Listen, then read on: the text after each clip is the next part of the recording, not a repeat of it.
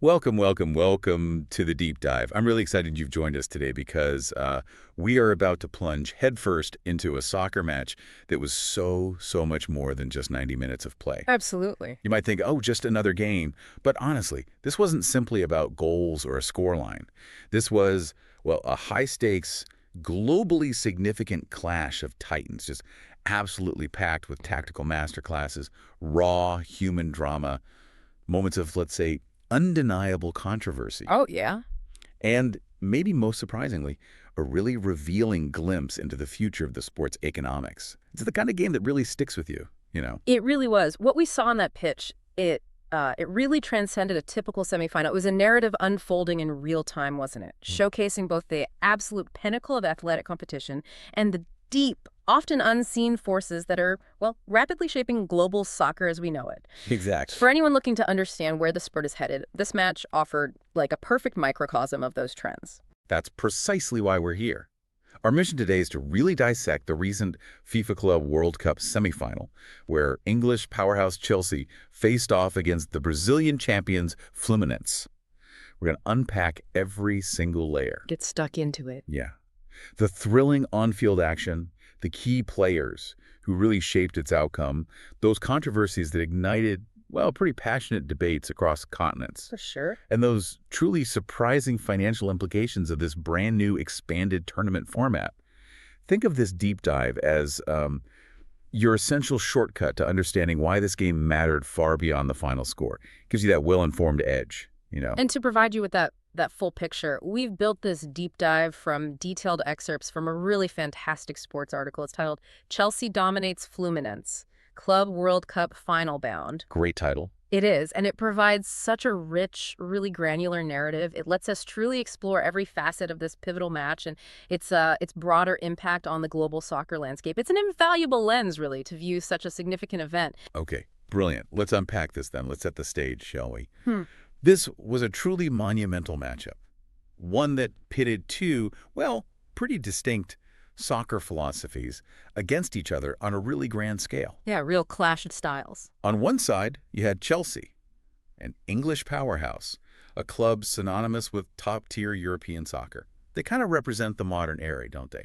Known for their vast financial might, their global scouting networks attracting all these international superstars, and a tactical approach that emphasizes, technical proficiency and high-intensity play.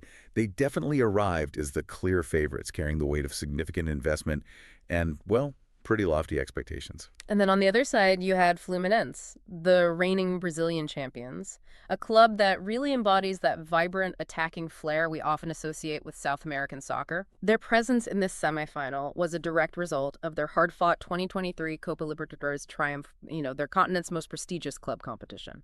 For them, this wasn't just another game. It was a golden opportunity, really, to test their mettle, to measure their unique style against one of Europe's elite, and showcase the quality of Brazilian soccer on the biggest global stage. It represented the hopes, the pride of an entire footballing nation. And where did this epic showdown take place? July 8, 2025, at MetLife Stadium in East Rutherford, New Jersey. Now, for those of you maybe less familiar, MetLife is primarily an NFL stadium, right? A huge arena built for American football, typically hosting the New York Giants and Jets. The sheer scale of hosting a global soccer event of this magnitude in such a, well, quintessentially American venue really underscores the ambition and reach of this expanded tournament. It's not just a game, it's an international spectacle. A clear strategic move, wouldn't you say? Pushing top-tier club soccer into a massive growing market. What does this choice of venue signal about FIFA's broader vision? That's a really fascinating point. Choosing MetLife, a stadium built for American football, it speaks volumes, doesn't it? About the global aspirations of the Club World Cup. It immediately elevates the perceived grandeur, the commercial viability of the event. Signals this isn't just some niche tournament anymore, but a major fixture on the international sports calendar. Right. It really highlights FIFA's strategic intent to bring top-tier soccer to larger, often non-traditional markets like the U.S., leveraging existing world-class infrastructure. By staging these high-stakes matches in venues of this caliber, FIFA aims to, well, tap into new fan bases, increase broadcast revenues, and really solidify the tournament's status as a premier global competition, aligning it more closely with the kind of prestige the FIFA World Cup for national teams has. And the atmosphere. Uh-huh. Must have been electric. A significant 70,556 fans packed MetLife Stadium. Just try and picture that sea of people, a vibrant mix of Chelsea blue and Fluminense maroon, all contributing to an absolutely roaring soundscape. The palpable energy of tens of thousands of passionate supporters. Incredible number. It was a truly massive crowd. Confirms the immense global appeal of both clubs, really, and the sheer scale of the event itself. It wasn't just a number. It was a living, breathing testament to the sport's worldwide reach. And beyond the sheer size of the crowd, we absolutely have to consider the environmental factors. They played a really critical role. The match kicked off at 19:00 UTC, which, as you said, was 3:00 p.m. local time in New Jersey. And it was under sweltering 35 degrees C heat, about 95 Fahrenheit. Oof.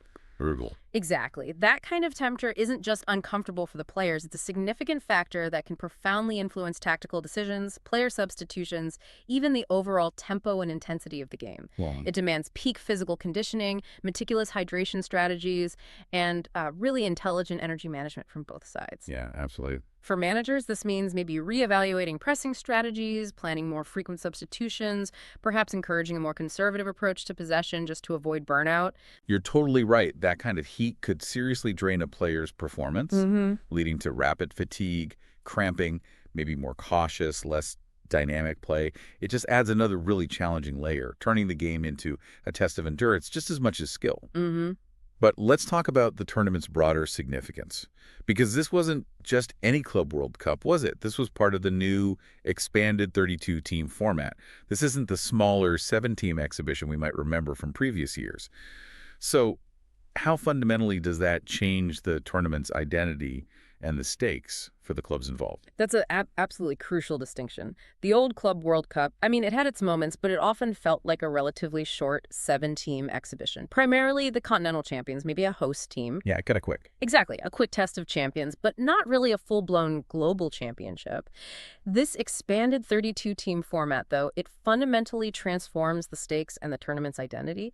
It makes it a far more grueling, more prestigious competition, demands deeper squads, sustained performance over several matches. For Chelsea, it was about their quest to potentially secure their second Club World Cup title, a significant milestone, right? That would solidify their status as one of the most successful global clubs in this new era. They were there not just to compete, but to truly conquer, add another major trophy to their cabinet, and cement their legacy. And for Fluminense, this tournament truly represented a chance to validate that 2023 Copa Libertadores triumph on a global stage. It was their opportunity to measure themselves against Europe's elite, show the world the quality and resilience of Brazilian soccer, and potentially break Europe's stranglehold on this trophy. It wasn't just a match for them. It was about global recognition, national pride, proving South American flair could still contend with European financial might. A huge moment in their club's history. That validation aspect is exactly what made this particular matchup so compelling. For South American clubs, the Club World Cup offers the ultimate benchmark against the European powerhouses. It's a chance to prove that the quality of soccer, despite, those inherent financial disparities, can still stand toe-to-toe with the best. This tournament, in its new format, is designed to be a grand stage for that very test. And for Fluminense, just reaching the semifinal and competing against Chelsea was already a significant statement about their quality, their ambition. It's a testament to their domestic success translating onto a wider global platform. Gave their players and fans immense pride, really, regardless of the final outcome. All right, let's dive into that first half then, because it was absolutely packed with fireworks. An early goal, incredible defensive plays, and of course a healthy dose of VAR volatility that had everyone talking. Yeah, it had everything. From the very first whistle, Chelsea seemed to assert their dominance. The numbers from the source material, they tell a pretty clear story of early control. 62% possession. That's a huge chunk of the game right there, indicating their tactical approach was yielding immediate results. Indeed, and it wasn't just, idle possession, it was purposeful. They converted that control into a remarkable 17 total shots in the first half alone, compared to Fluminense's 13. This reflects not just Chelsea's tactical superiority in keeping the ball, but also their aggressive intent to penetrate, create opportunities. They were pushing forward, relentlessly creating chances, truly dictating the tempo under the watchful eye of the French referee, Francois Letexier, who, he had a challenging half ahead of him. He certainly did. And then in the 18th minute, a stunner from Joao Pedro. This was a goal with a real story behind it, a moment loaded with personal history. The build-up started deep in midfield. Pedro himself won possession back, showing his work rate, his tenacity. Great hustle. Then he combined beautifully with Pedro Neto, who delivered a dangerous cross. When Neto's cross was cleared out, but only to the edge of the box, it landed perfectly at Joao Pedro's feet, almost like, destiny guided the ball right there. And what he did next was just pure brilliance.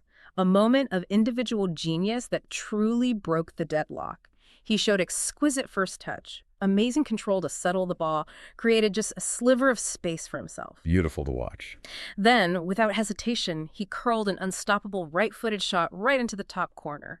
Left the veteran Fluminense goalkeeper Fabio with absolutely no chance. It was perfectly placed, powerful, right in the postage stamp. A clear sign of a player in absolutely top form. That kind of clinical finishing is exactly what you pay the big bucks for in a forward, isn't it? Absolutely. But here's where it gets really interesting, the truly poignant detail that resonated with so many viewers, so many fans. Joao Pedro scored against his boyhood club, Fluminense. Yeah. This wasn't just any goal. It was against the club that nurtured him, that gave him his start. And in a remarkable display of sportsmanship, he respectfully refrained from celebrating. You could see the raw emotion on his face, that conflict of scoring against the club that means so much to him. It was powerful. That gesture, that quiet moment of acknowledgement, it was actually warmly acknowledged by the Fluminense supporters in the stadium. Earned applause, even from the opposing fans.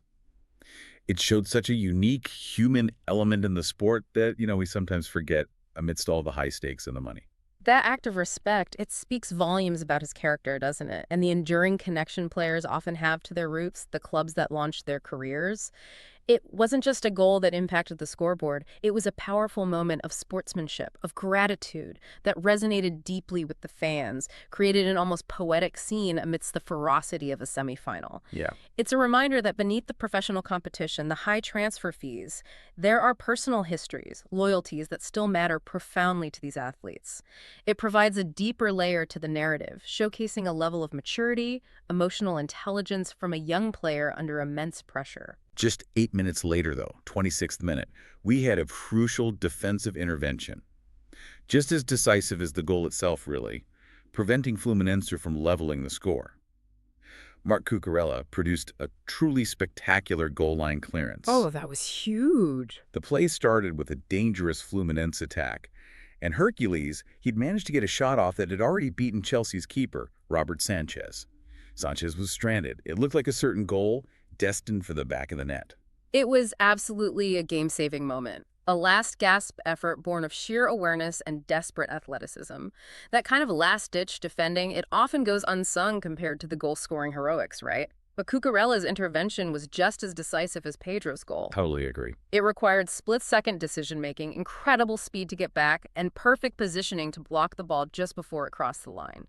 It maintained Chelsea's precarious one-goal lead and, critically, prevented a huge psychological boost for Fluminense. Kept the momentum firmly with the English side. If that had gone in, the entire complexion of the match would have changed instantly. No doubt. And then, the VAR controversy. 36th minute. This was a moment that absolutely erupted, caused widespread outrage, particularly from the Fluminense side.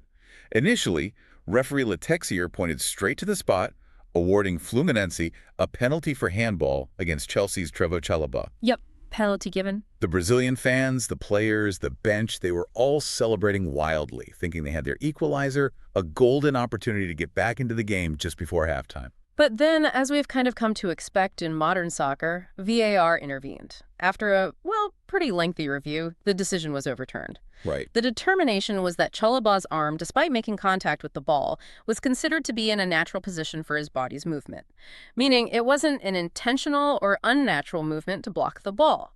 Now, this is a highly nuanced interpretation of the handball rule, isn't it? One that often sparks fierce debate and divides opinions, even among pundits and former players. And sparked debate. It absolutely did. The source material explicitly states this reversal sparked fierce protests from the Brazilian side. Their bench was up in arms, the players were incredulous, surrounding the referee. Yeah, disbelief all around. And the fans were absolutely furious, showering the field with boos. And the source goes further, stating it significantly shifted the match's momentum. This isn't just a controversial call, it was a moment that fundamentally derailed Fluminense's psychological state, you feel. Do you think there's a point where the correct technical decision, as VAR aims for, maybe clashes too much with the immediate emotional impact on the game and perhaps on the fans' experience? That's a critical question, isn't it? And it highlights a core tension within modern soccer. While VAR is intended to ensure fairness, eliminate those clear and obvious errors, these subjective interpretations, particularly around handball, often lead to intense emotional reactions. Oh, sure. For Fluminense, it absolutely felt like a vital chance to equalize was just snatched away, undoubtedly impacting their approach for the rest of the half. The narrative shifted instantly from a potential comeback to a grievance, right? And that emotional shift can be incredibly hard to recover from. So yes, I think there are moments where the pursuit of technical perfection, while laudable in principle, can inadvertently undermine that visceral emotional ebb and flow that makes soccer so compelling. It's a delicate balance, and we're still seeing the sport grapple with how to strike it effectively. Coming out for the second half, Chelsea showed a renewed purpose. They knew Fluminense would come out strong, probably fueled by that VAR controversy, and they absolutely needed to seal the victory. It wasn't about sitting back and defending a one-goal lead, which, as we often see, can be incredibly dangerous in these high-stakes matches. Yeah. What did you observe in their approach? Precisely. That renewed purpose you mentioned, it manifested as a clear, proactive, attacking mindset right from the first whistle of the second half. They understood that the best defense is often a good offense, didn't they? They pressed forward, aiming to extend their lead and truly put the game beyond Fluminense's reach rather than inviting pressure. Smart play. It suggested Maresca's halftime talk was all about aggression, clinical execution. You could see their players pushing higher, their passes were sharper, there was an immediate intent to regain the initiative and decisively end any Fluminense resurgence. They didn't want to leave anything to chance. And extended they did. 56th minute, Joao Pedro scored his spectacular second goal. This one was arguably even better than his first, showcasing a different facet of his attacking prowess. The build-up started with a fantastic outlet pass from Enzo Fernandez on the left side, who spotted Pedro making an intelligent run into space, slicing through Fluminense's defensive lines. What followed was just a moment of individual brilliance that unequivocally highlighted why they paid that significant transfer fee, reportedly around £60 million. Pedro received the ball, then, with incredible agility and close control, he cut inside past a defender, creating just enough space for himself. So skillful. From there, he unleashed a ferocious shot that quite literally crashed off the underside of the crossbar on its way in. Goals that hit the underside of the bar, they always have that extra visual impact, don't they? A certain flair. But this one was clinical, powerful, utterly decisive. The kind of strike that leaves a goalkeeper rooted to the spot, symbolizing complete command of the moment. And that, as the source notes, effectively ended Fluminense's hopes of reaching their first Club World Cup final. That second goal just cemented Chelsea's control, pretty much told Fluminense, look, this is our game, the comeback isn't happening today. It definitely shifted the atmosphere from tense anticipation to more of a sense of inevitability. It was undeniably the decisive blow. A two-goal cushion against a team of Chelsea's quality, particularly with their tactical discipline, their defensive solidity, it's an incredibly significant hurdle to overcome. It forced Fluminense to make immediate, drastic tactical adjustments, knowing that time was rapidly running out and a conservative approach would just guarantee defeat. It was a moment of pure relief for Chelsea fans and, well, a stark realization for Fluminenses. And Fluminense manager Renato Gaucho certainly tried to respond. He responded swiftly with a tactical shift, moving from their initial 3-5-2 formation to a more aggressive 3-4-3. This is a clear signal of intent, right? Pushing more players into advanced position. Had to gamble. He also made a flurry of substitutions, trying to inject fresh legs, attacking impetus, bringing on key players like the dynamic Jefferson Soteldo, and later introducing Everaldo, Lima, Agustin Canobio, and Keno. A real throw of the dice. Yeah, these changes were clearly aimed at injecting more attacking width, directness, fresh energy into their play, trying to stretch Chelsea's defense, find a way back into the game by overloading the flanks, and they showed intent, didn't they? Creating 12 shots in the second half, maintaining nearly 47% possession, reflecting that renewed attacking focus. They did try. However, despite those efforts, despite the increased numerical presence in attack, they simply couldn't breach Chelsea's organized, disciplined, resilient defense. Chelsea held their lines, communicated exceptionally well, consistently shut down the avenues to goal. They just absorbed the pressure without breaking. Very professional. And Chelsea almost added a third in the late stages. Nicholas Jackson, who'd replaced the two-goal hero Joao Pedro, nearly made it 3-0 in the 80th minute, struck the post after a sharp run-in shot. So close to really putting a gloss on it. Would have been the cherry on top. Then, we had a substantial amount of extended stoppage time, a whopping 11 minutes. Largely due to injuries to Fluminense's goalkeeper Fabio and Chelsea's tireless midfielder Moises Caicedo, highlighting the sheer physical toll of those hot conditions and the intense high-stakes play. That 11 minutes of stoppage time really underscored the physical price this match exacted on the players, especially considering that sweltering 35 degrees C heat. It showed that despite Chelsea's lead, the players were pushing themselves to their absolute limits, culminating in those unfortunate injuries. Yeah, tough conditions. But even with that significant additional time, Chelsea comfortably sought their victory, demonstrated their composure, their defensive strength, and the final statistics, they reinforced their superiority. 8 shots on target to Fluminense's 3, and a clear expected goals XG advantage of 1.6 to 0.92, indicating a thoroughly deserved victory based on the quality of chances created. Now, for those who might not be totally familiar, XG or expected goals, it's a metric that basically estimates the probability of any given shot resulting in a goal. It's calculated based on various factors like where the shot was taken from on the field, the body part used, the type of attack that led to the shot, like open play versus a set piece. Right, context matters.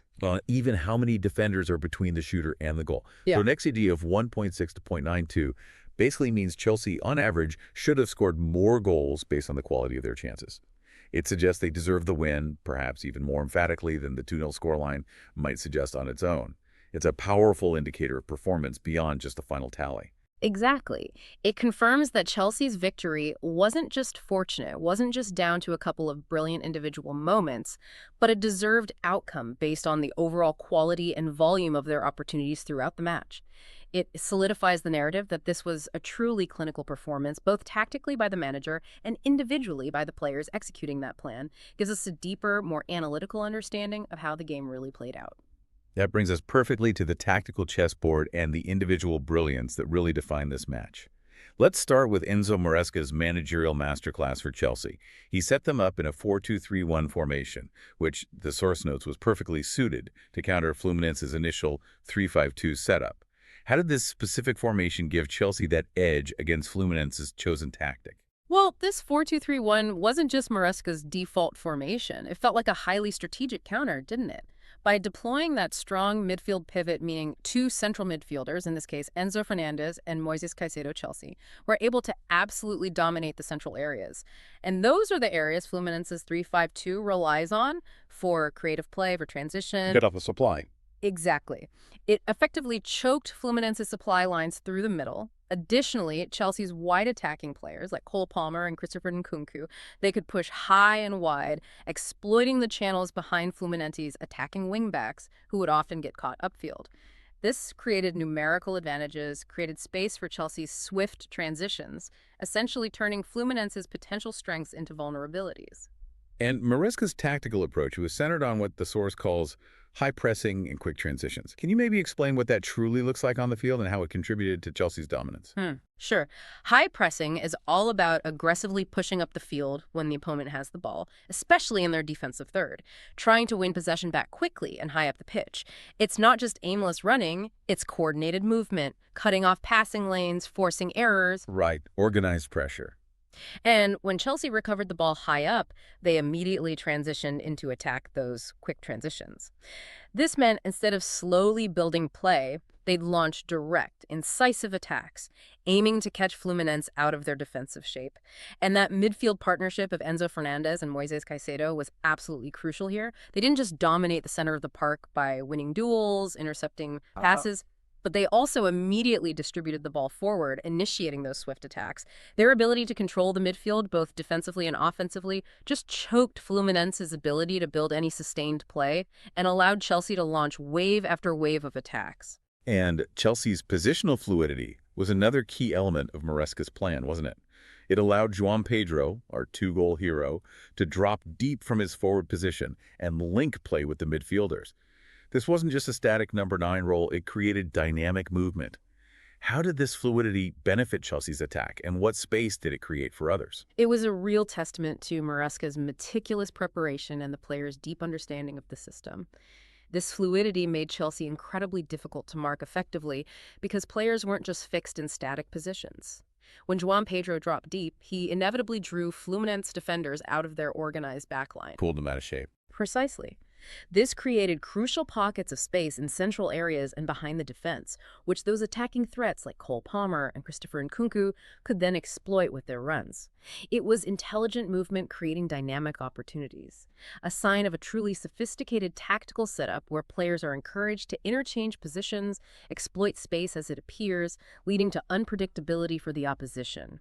It looked like a really well-oiled machine, adapting and shifting seamlessly.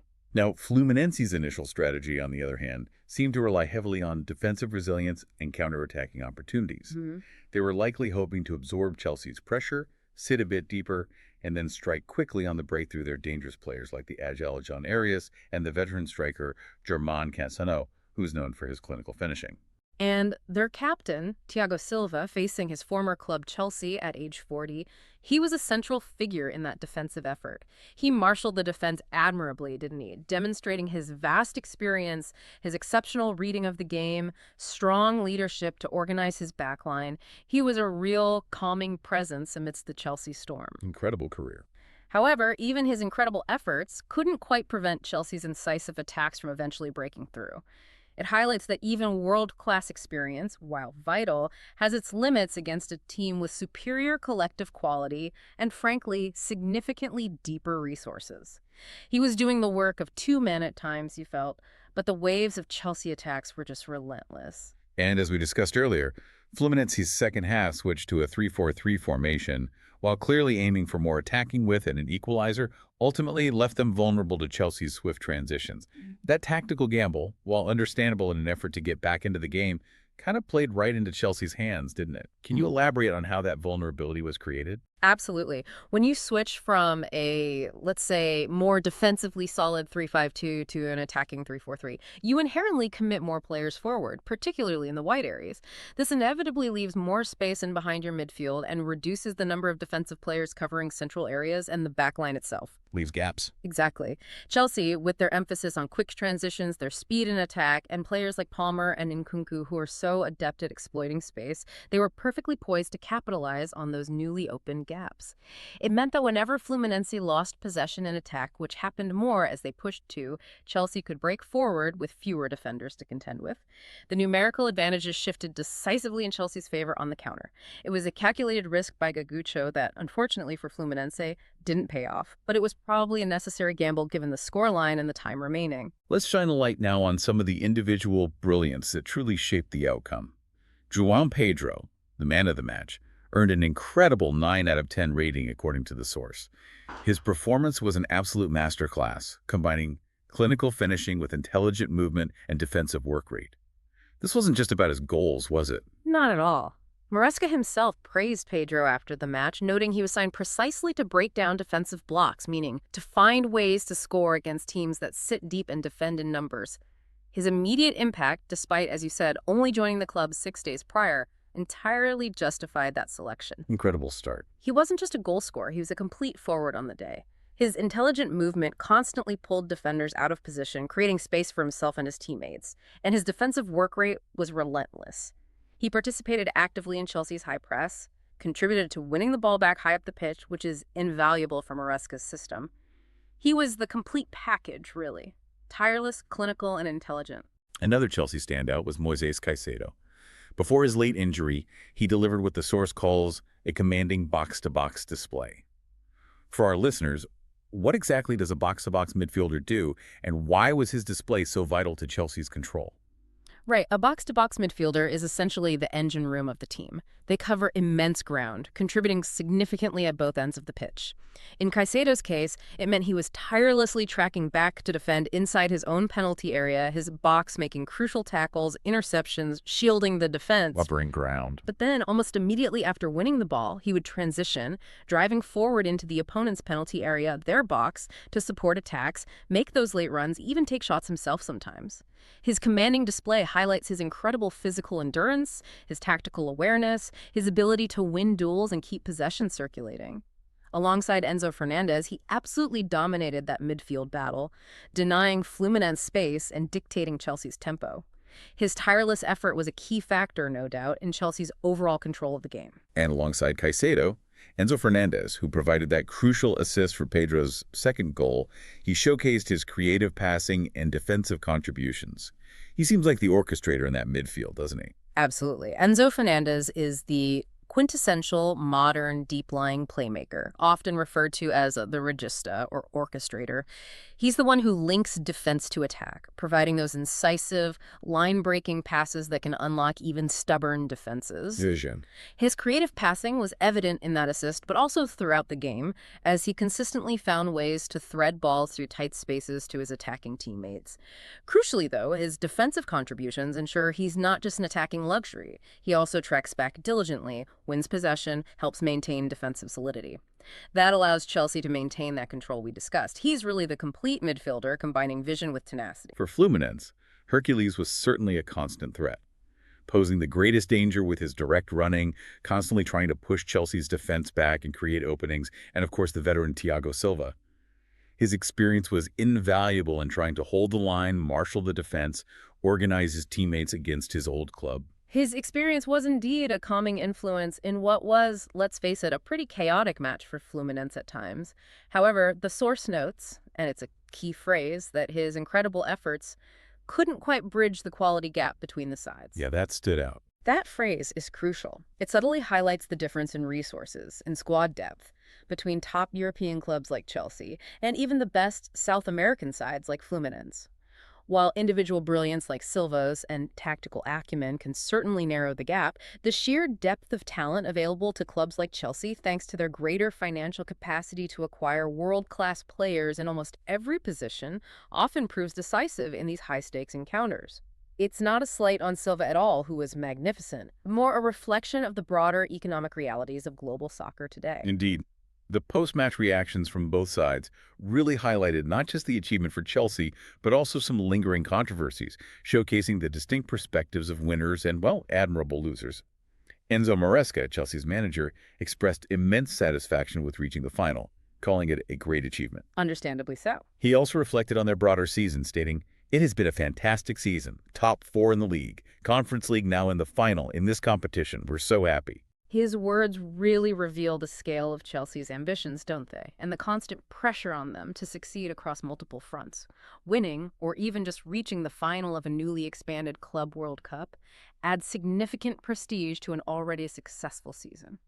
Complements their domestic efforts in the Premier League and their continental efforts in the Conference League. It signals a successful strategic direction for the club under him. Yeah. And his specific praise for Joao Pedro's immediate impact, noting he justified his selection despite only joining 6 days earlier, also underscores Maresca's tactical foresight and his confidence in his new signing. Validated his choices, really. On the other side, Renato Gaucho, the Fluminense manager, maintained a really dignified response in defeat. He openly acknowledged Chelsea's quality, gave credit where it was due. However, he also pragmatically emphasized the financial disparity between European and Brazilian soccer, a point that really resonates deeply across the soccer world. His comment on the financial disparity is such a critical insight, particularly coming from a South American manager.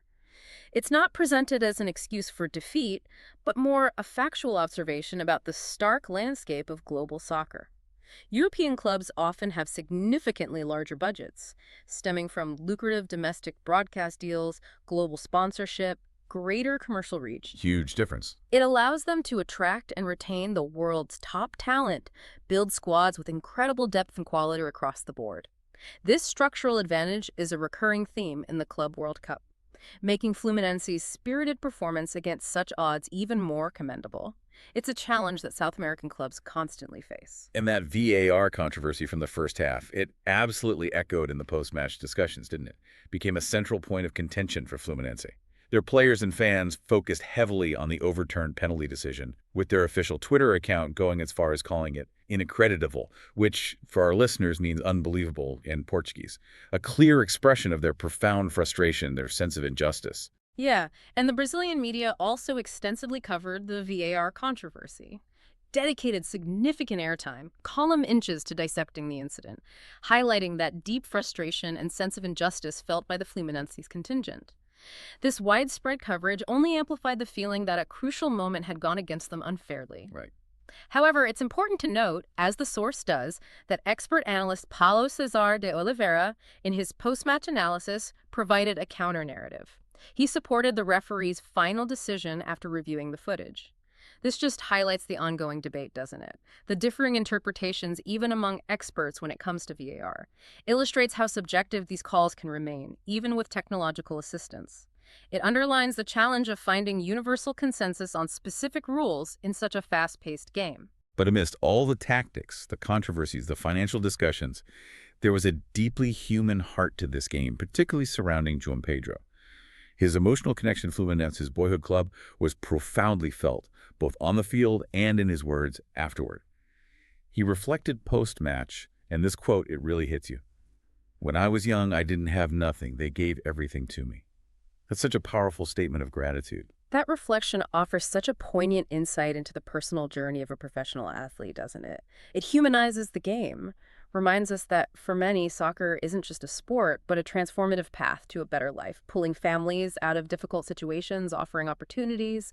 Their boyhood clubs play an instrumental, almost parental role in that journey. Yeah. Pedro's words weren't just about scoring. They were about acknowledging his roots, expressing deep gratitude for the foundation that allowed him to reach this global stage.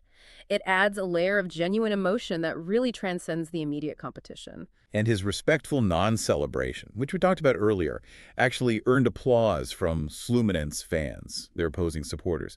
This really illustrates football's capacity for mutual respect amid fierce competition. It shows that even in the highest stakes, the most intense matchups where rivalries run deep, there's still room for sportsmanship, for recognition of shared history, for acknowledging the human element beyond the jerseys. It's a key emotional takeaway from this entire deep dive, I think, demonstrating the enduring values of the sport. It's a really powerful counter-narrative to the often hyper-commercialized, sometimes cutthroat nature of modern soccer, where every advantage is sought and celebrated. It demonstrates that the core values of respect, gratitude, community, they can still shine through, even on a global stage where so much is on the line, not just points or trophies, but massive financial rewards. That moment from Joao Pedro will likely be remembered by both sets of fans for its purity long after the scoreline fades. As we broaden our scope now, let's talk about the grand scheme of things, the tournament's evolution, and the financial realities shaping global soccer. Chelsea's victory here guaranteed an all-European final for this expanded 32-team Club World Cup. They're now awaiting the winner of the Real Madrid versus Paris Saint-Germain semifinal, which promises another monumental clash, doesn't it? Yeah, another huge game. And this guaranteed all-European final, it simply solidifies Europe's current dominance in club soccer, doesn't it? It reinforces the trend we've observed for years now, where the financial power, the concentration of top talent, the established infrastructure in European leagues consistently translate into unparalleled success on the global stage. It's a pretty clear statement about where the power dynamics currently lie in club soccer. And the Club World Cup itself has undergone this massive transformation. It's evolved from a 7-team exhibition to a legitimate global championship with this new 32-team format. Right. This isn't just a glorified friendly or a short exhibition anymore. It's a serious competition now, backed by an immense total prize money of $1 billion. Right. $1 billion. What does this staggering figure indicate about FIFA's ambitions for this tournament? And how does it change the stakes for participating clubs? The jump from a smaller exhibition to a full-blown global championship, backed by that staggering $1 billion prize pool, it's a seismic shift. It indicates FIFA's clear intent to create a truly global spectacle, maybe on par with national team competitions like the World Cup in terms of prestige and reach. Right, aiming high. This immense prize money fundamentally elevates the tournament's prestige and provides a massive financial incentive for clubs from all confederations to compete fiercely. For European clubs, it's a significant addition to their already huge revenue streams. But for clubs from other continents, it can be absolutely transformative. It signals a new era where this tournament is not just about sporting glory, but also about immense financial reward, driving global club soccer into an unprecedented commercial space. And let's talk about the financial windfall for the clubs involved, because it's truly staggering. For Chelsea, this was massive. They secured at least $88.4 million for reaching the final, with the potential to earn $125 million as champions if they lift the trophy. Now, here's an interesting twist from the source. This money could actually offset a $27 million UEFA fine announced the same day. That's quite the financial juggling act. That's a fascinating and crucial detail, isn't it? It truly reveals the complex financial ecosystem of these elite clubs. Prize money from tournaments like the Club World Cup isn't just about increasing profits. It can play a crucial role in balancing the books, covering significant operating costs like astronomical player wages and transfer fees, or even, as in this case, mitigating financial penalties from governing bodies like UEFA. Wow. It demonstrates the incredible financial stakes involved in these competitions, far beyond just the glory on the field. It's a continuous game of financial chess for these top clubs, and this tournament provides a massive piece on that board. But it wasn't just Chelsea benefiting financially. For Fluminense, their semifinal run, even in defeat, represented both a historic achievement on the field and an utterly significant financial windfall. They earned approximately $60 million in prize money just for reaching this stage. For a Brazilian club like Fluminense, that $60 million is absolutely transformative. The source notes it could potentially be their highest revenue year ever, which is a monumental achievement for a South American club. This kind of money allows non-European clubs to invest substantially in their infrastructure, upgrade training facilities, bolster their youth academies to develop future talent, Crucial investments. or even, perhaps more importantly, retain their star players who might otherwise be lured away by the wealthier European leagues. It's a potential game changer for their long-term financial stability and their ability to remain competitive at the highest level. Helps bridge some of that financial chasm we talked about. And beyond the direct cash injection, there's the marketing value, right? Fluminense's social media following, for example, increased by 5% during the tournament. It's a measurable impact that extends their global brand and reach. How does that translate into real-world benefits for a club like them? That social media growth is a clear demonstration of the expanded format's marketing potential and its enduring value. Global tournaments provide unparalleled exposure, allowing clubs from different continents to build international fan bases. This increased visibility translates directly into new revenue streams through enhanced global sponsorship opportunities, increased merchandise sales to a broader audience, and potentially more lucrative broadcast deals in the future. It's not just about winning on the field anymore, it's about growing the brand off it, and the Club World Cup is now a very powerful platform for that. Despite these significant earnings for Fluminense, though, and the positive marketing impact, the global soccer power dynamics still remain pretty stark. European clubs are extending their dominance, aiming for 12 consecutive Club World Cup titles with this final, highlighting the persistent financial gulf between continents. It's hard to ignore that trend, isn't it? It is a persistent reality, and one that shapes the competitive landscape dramatically. The financial advantages European clubs possess stemming from highly lucrative domestic leagues like the Premier League, La Liga, massive global broadcast deals, unprecedented sponsorship, it creates a kind of virtuous cycle for them. Yeah, feeds itself. Exactly. This allows them to consistently acquire and develop the best talent from around the world, and crucially, maintain that talent. This leads to a concentration of quality that makes it incredibly challenging for clubs from other continents to break their stranglehold on major international club trophies. The talent drain from South America to Europe, for instance, is a constant challenge for clubs like Fluminense. Yet, despite that financial disparity, the source also emphasizes Fluminense's spirited performance and the fact that there were 6 initially unbeaten CONMEBOL teams in the tournament. Now, for our listeners, CONMEBOL is the South American Football Confederation, the governing body for soccer in South America. So this highlights that South American soccer still maintains its competitiveness, even if they aren't always lifting the final trophy. That's a crucial point to highlight, absolutely. And it speaks to the enduring quality and passion for soccer in South America.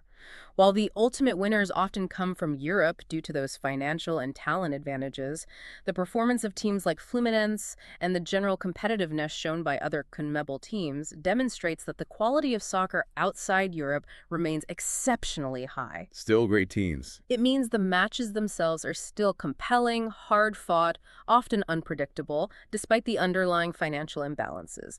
The flair, the tactical ingenuity, the raw talent, it's still very much present, ensuring the tournament remains a true global test. So this semifinal really encapsulated modern soccer's complexities, didn't it? Hmm. We saw astronomical transfer fees in action, incredible tactical sophistication on display, those frustrating VAR controversies that leave lingering questions, and the persistent financial advantages of European clubs, all playing out on one massive global stage. It was like a single game that told a much larger story about the sport today. It truly was a microcosm of the sport's current state.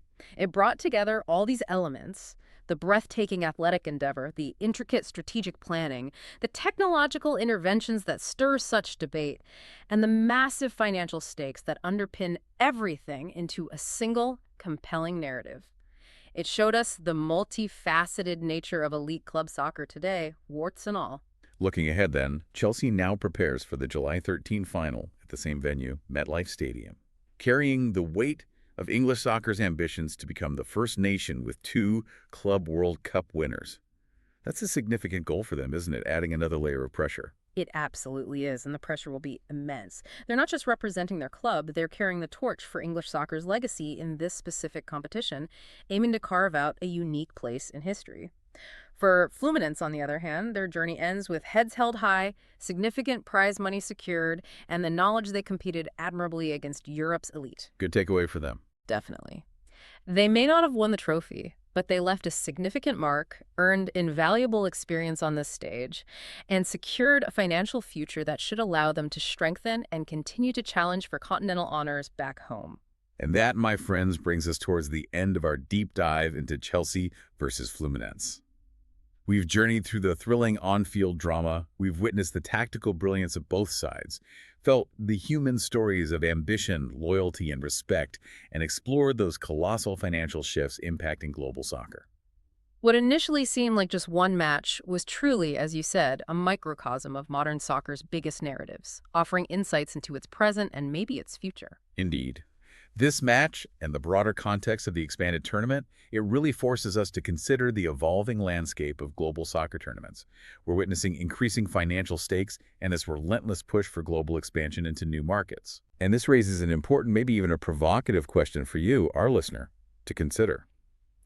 How will this escalating commercialization, the astronomical prize money, the global expansion into new stadiums, the continuous pursuit of new revenue streams, how will it ultimately impact the traditional rivalries and the competitive balance of the game we love? Big question. What does this mean for the future of club soccer as a whole, both on and off the field? Can the pure beauty of the game, the raw passion, the historic rivalries, the sport's intrinsic values, can they truly coexist sustainably with its ever-growing commercialization? Or will one eventually overshadow the other? It's something to really mull over, I think, as the sport continues its rapid evolution. A provocative thought for a complex future, indeed. Absolutely. Thank you so much for joining us on the deep dive. We hope this analysis gives you plenty to think about. Until next time.